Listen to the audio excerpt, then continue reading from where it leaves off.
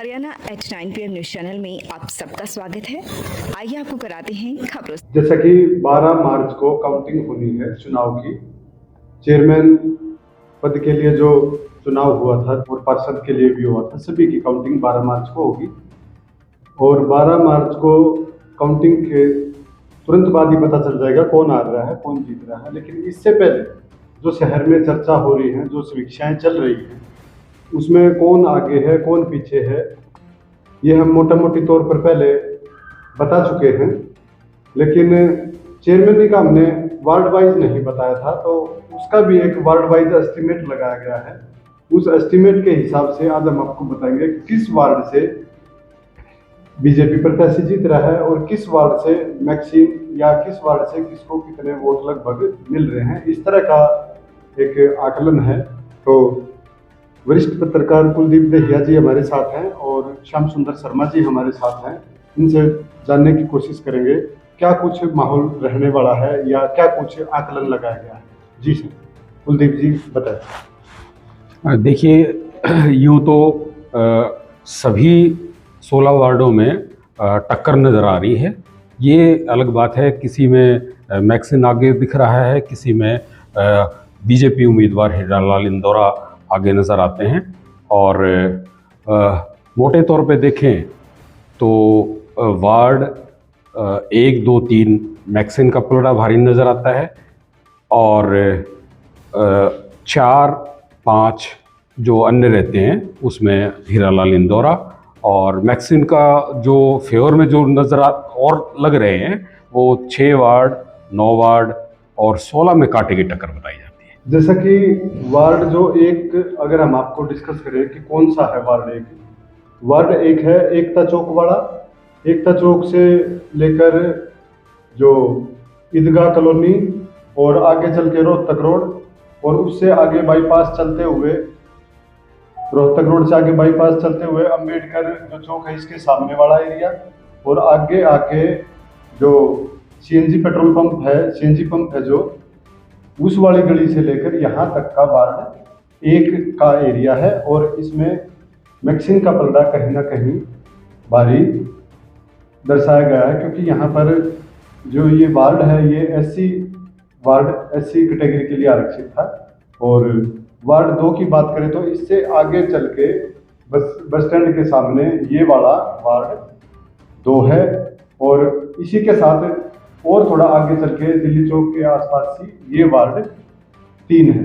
ये जो 3 वार्ड हैं इनका अभी बताया है, और इससे आगे शर्मा जी बताएंगे क्या कुछ रुझान है। जब से यह नगर पालिका के चुनाव की तारीख मुकर्रर की गई थी, इसके अंदर दोनों ही प्रत्याशी काफ़ी मेहनत में जुटे हुए थे, और वहाँ पर जिन वार्डों के अंदर इनकी आपस में हमारे कुलदीप जी ने टक्कर बताई है, उसमें उससे पहले, चुनाव से पहले जब वोटरों से संपर्क किया गया तो काफ़ी वोटर शहर के ऐसे निकले कि उन्होंने किसी के पक्ष में अपना मत बताने से इनकार किया, और बहुत काफ़ी वोटर चुपचाप स्थिति में दिखाई दिए।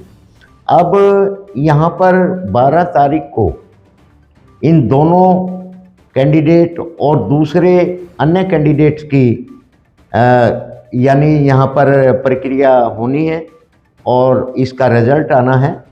तो सबसे पहले यही रहेगा कि जहाँ वार्डों की बात की जाए, दोनों ही उम्मीदवार इन 16 वार्डों में मुझे आपस में टक्कर देते हुए दिखाई दे रहे हैं।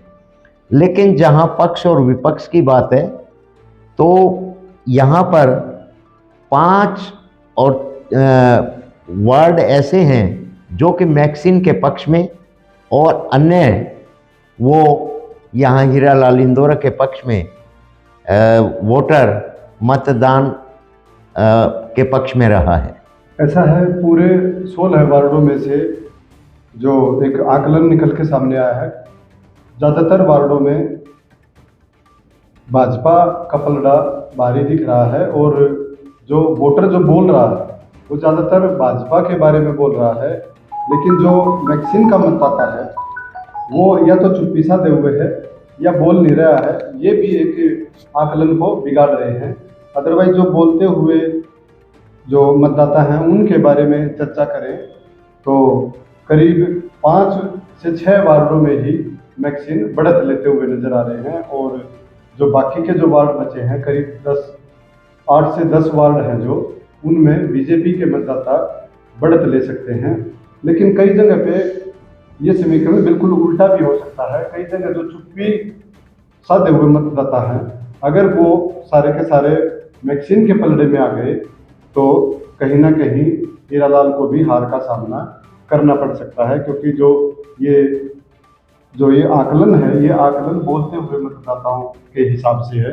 चुप्पी वाले मतदाताओं की बिल्कुल भी नहीं पता वो किस तरफ वोट डालेंगे, कहाँ वोट डालेंगे। एक चर्चा साथ में ये भी रही थी कि भाजपा वाले ही खुद भाजपा प्रत्याशी का नुकसान भी नीचे कर रहे हैं। ये चीज़ें हमने पहले आपको इसलिए नहीं बताई क्योंकि ये चुनाव पर असर डाल सकती थी, लेकिन अब ये खुलेआम चर्चा है कि जो भाजपा के पदाधिकारी सदस्य हैं उन्होंने भी भाजपा के विरुद्ध मतदान करने के लिए भी कई जगह कोशिश करवाई है, और ये बातें बिल्कुल जो भाजपा के प्रत्याशी हैं उनके कार्यकर्ताओं को भी पता है और दूसरे भाजपा वाले सदस्यों को भी पता है।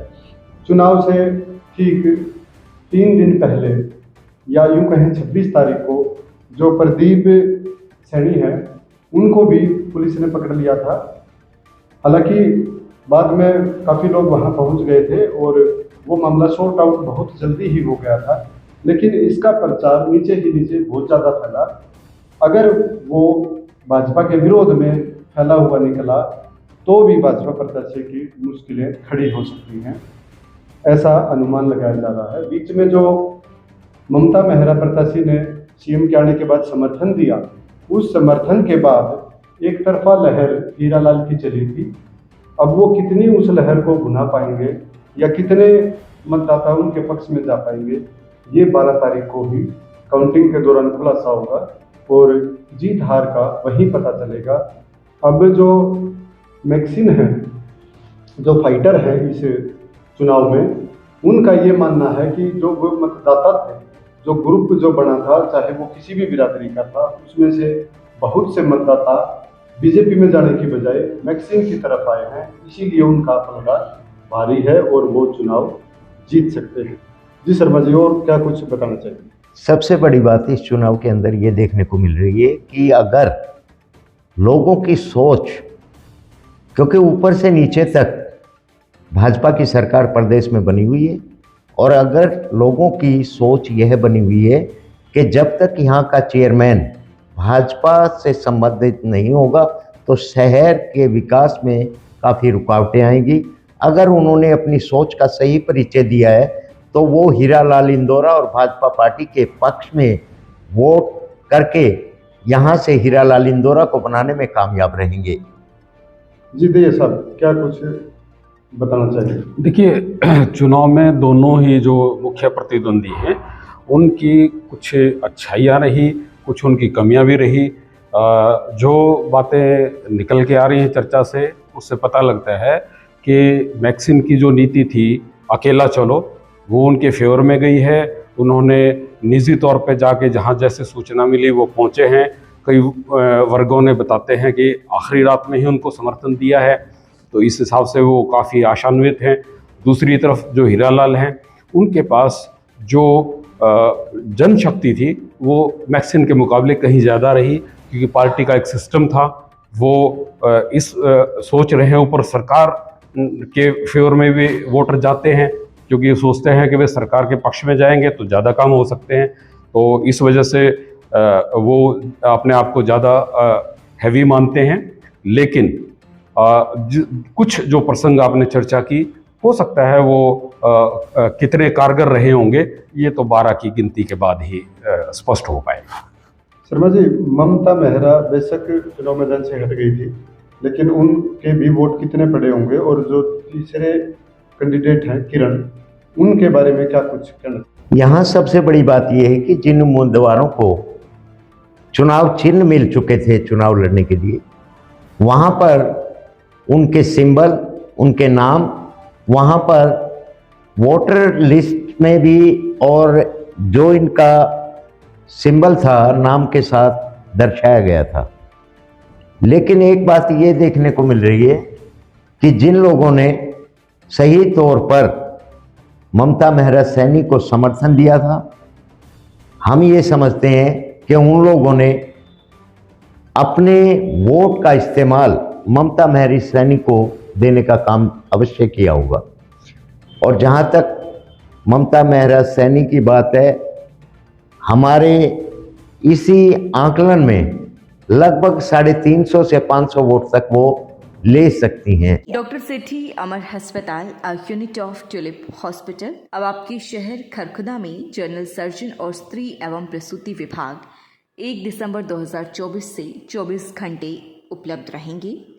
Doctor Prince MBBS MS general surgery, doctor Sumera MBBS MS OBS and gynae, private panel उपलब्ध और ECHS एवं Ayushman Bharat in process. Rohtak road Kharkhoda Sonipat. दूरभाष 0130 29 831 32 895 040 40 64। लगातार खबरों से बनी रहने के लिए चैनल को लाइक, सब्सक्राइब और शेयर जरूर करें। धन्यवाद।